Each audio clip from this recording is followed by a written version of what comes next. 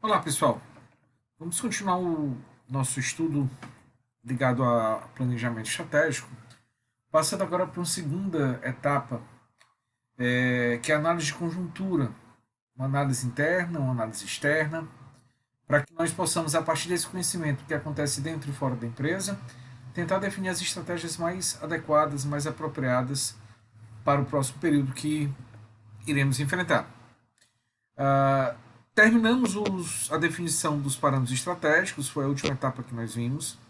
E nessa definição, um aspecto fundamental foi o direcionamento, que permite ser dado tanto pela missão quanto pela visão.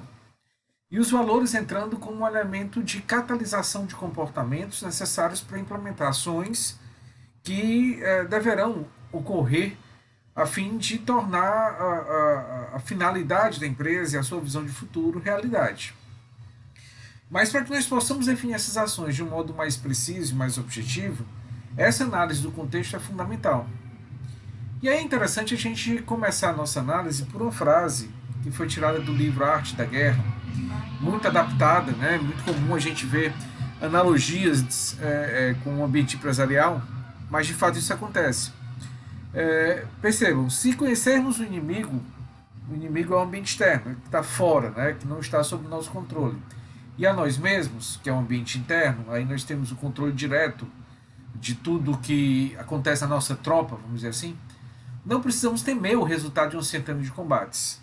Vejam só, o conhecimento do que acontece fora e o conhecimento do que acontece dentro, mesmo que nós tenhamos deficiências, permite que nós tenhamos uma condição de competitividade muito maior. Porque essas falhas podem ser trabalhadas, porque essas falhas podem ser atenuadas. Porque nós podemos escolher estratégias que, de alguma maneira, não precisem utilizar algumas das deficiências que nós temos. Se nos conhecemos, mas não o inimigo, só a visão interna, para cada vitória sofreremos uma derrota. Agora, se não conhecemos nem a nós mesmos, nem ao inimigo, todas as batalhas serão perdidas. Isso, percebam, é muito lógico se a gente imaginar um campo de batalha, mas é total realidade dentro de uma empresa. Daí a importância desse autodiagnóstico para que nós possamos tentar mitigar as nossas falhas, tentar potencializar as nossas oportunidades e tornar a nossa empresa mais competitiva dentro do mercado. Então, de um modo geral, o que nós pretendemos fazer é o que está indicado aqui nesse quadro de baixo. Nós queremos, falando de modo mais, com linguagem um pouco mais próxima do contexto empresarial, nós queremos identificar todas as forças, fraquezas, ameaças, oportunidades que afetam uma empresa na tentativa de cumprir a sua missão. Ok? Bom, para que nós possamos, então, atender a esse objetivo, é fundamental que nós entendamos os ambientes que devem ser trabalhados. Então, esse diagrama representa esses três ambientes que são claramente identificáveis. Vocês veem aqui esse elemento central é a empresa.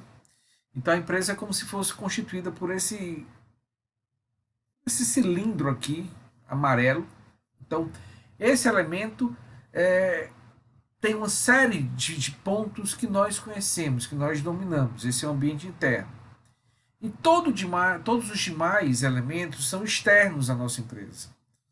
São fatores que nós não controlamos. São fatores que nós não temos nenhuma interferência direta.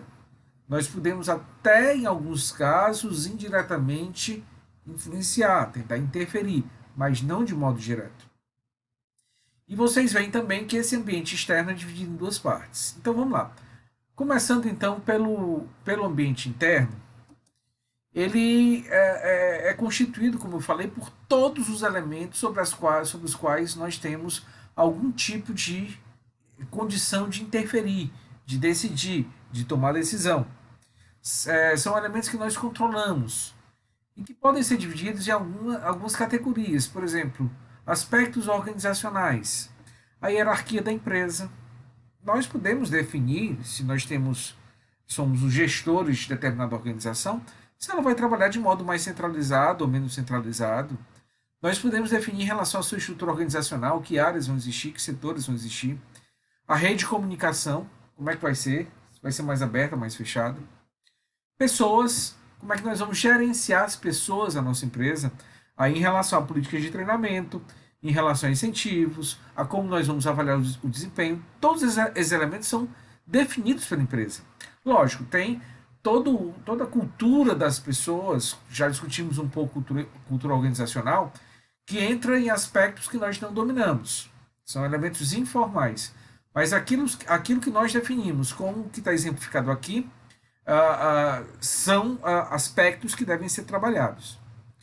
Marketing, estratégia de preço, produto, promoções, produção, usa tecnologia, controle de estoque, organização das instalações, o financeiro, como lucratividade atual, oportunidade de investimento. Então, todos esses elementos são internos, são de alguma maneira controláveis de um modo mais direto pela nossa empresa. Nós tomamos decisões que definem, que impactam nesses elementos, e a partir deles que nós vamos definir, que nós vamos especificar quais são as oportunidades, quais são as ameaças. Tá? São esses elementos que vão nos dar essa primeira indicação.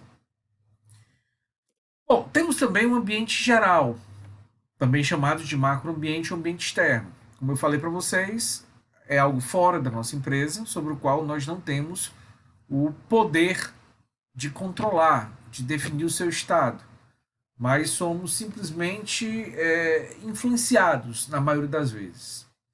O ambiente geral se diferencia do ambiente operacional pelo seguinte motivo. Primeiro, o ambiente geral, como o nome está dizendo, contém variáveis de influência mais ampla, mais geral e mais comum em todas as empresas.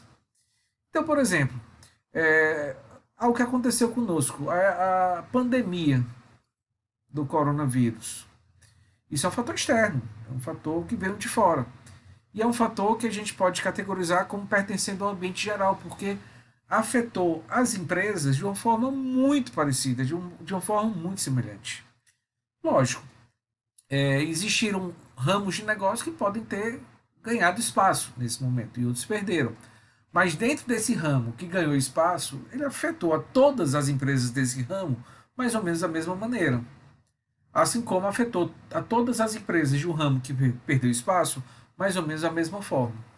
Então ele tem uma influência mais comum, mais igualitária, tá? Entre as empresas que trabalham dentro de determinado segmento.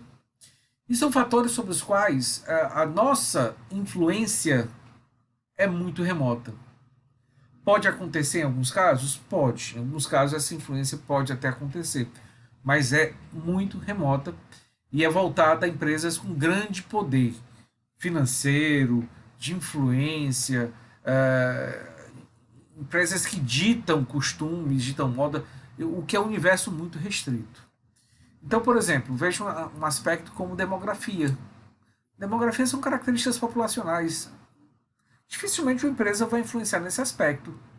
Uma ação dela vai aumentar ou diminuir a tendência de crescimento da população, por exemplo. É muito pouco provável. Natureza, tecnologia, algumas empresas podem até influenciar, algumas que têm laboratórios de ponta, pesquisas de última geração, vejam que isso é mínimo, mas que se elas disponibilizarem muitos recursos e desenvolverem, conseguirem evoluir a tecnologia de modo extremamente impactante, ela vai influenciar nesse aspecto. Mas a grande maioria só sofre essa influência, não exerce. Tá? A política, a cultura, a economia entram nesses aspectos. Tá? Aqui nós temos alguns exemplos, componentes econômicos, sociais, políticos, legais, tecnológicos. Então eles precisam ser enumerados, eles precisam ser avaliados quando a gente está fazendo análise de cenários. Agora, certamente a influência que esses fatores exercem sobre a empresa é muito menor do que a influência exercida pelos fatores do ambiente operacional. Tá? É importante considerar. Por exemplo, a Unifor tem que estar preocupada com a demografia, porque se a população está se tornando mais velha, se a população na faixa de 18 a 24 anos, que é normalmente quem consome ensino superior, está diminuindo, o que vai acontecer? Olhando para o longo prazo, a instituição tem que pensar em produtos diferentes para uma população um pouco mais velha, curso de pós, de especialização, ou mesmo de graduação, mas com um outro foco, um pouco, talvez um pouco mais prático, mais curto, algo que atenda a necessidade desse público já inserido no mercado e que quer uma atualização ou até mesmo uma condição de mudança de carreiras, né, que hoje também é muito comum. Então precisamos olhar, precisamos acompanhar. É algo que muitas vezes só vai impactar em um prazo um pouco mais longo. Mas o ambiente operacional contém diversas variáveis que exercem uma influência bem mais direta. Uma influência que já está se manifestando ou vai se manifestar num prazo mais curto. E que pode influenciar a minha empresa de um modo diferente do que influenciar outra empresa. Do mesmo ramo, do mesmo segmento. Tá? E isso, logicamente, varia muito em função do porte da empresa. Empresas um pouco maiores têm sobre as variáveis do seu macro, do seu microambiente, um poder de influência que empresas menores não têm. Então imaginem, vamos pensar aqui no fornecedor. O fornecedor, vejam, é um elemento que faz parte do microambiente. O que acontece? Se eu tenho uma empresa de um tamanho razoável que compra bastante, eu posso colocar esse fornecedor na parede. Ele não vai querer perder uma grande venda para a minha empresa. E eu posso impor algumas condições, eu posso influenciar nesse aspecto. Eu posso impor prazos de pagamento, eu posso impor muitas vezes valores, condições de entrega, garantia. Enquanto a empresa pequena não. Como ela compra pouco, se ela não se ela não atender, se ela não concordar com as condições que o fornecedor vai estabelecer, que são vantajosas para ele simplesmente não vende. Para ele não faz tanta diferença assim por um baixo volume. Então essa condição de influência é maior. É uma influência mais direta, mais pontual e num prazo mais curto.